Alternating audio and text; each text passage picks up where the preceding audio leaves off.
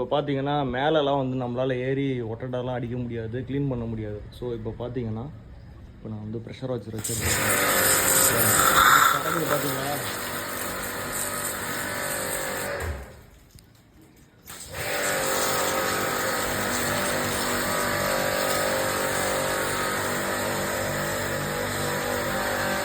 அது வரைக்கும் போதுங்க.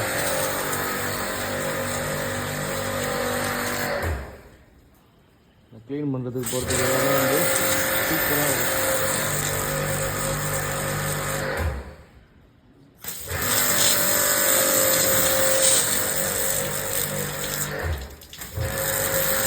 இது நம்ம காரை மட்டும்தான் க்ளீன் பண்ணணும் கிடையாது, இது மாதிரி வீட்டையும் வந்து நம்ம க்ளீன் பண்ணலாம் பக்காவாக.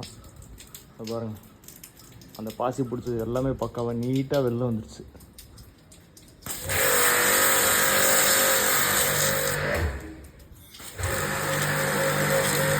கொஞ்சம் ப்ரெஷர் கம்மி பண்ணிக்கணும், ஏன்னா பெயிண்ட்டு சேர்த்து வந்துடும். அதனால் கொஞ்சம் ப்ரெஷரையும் வந்து நம்ம கம்மி பண்ணிக்கணும்.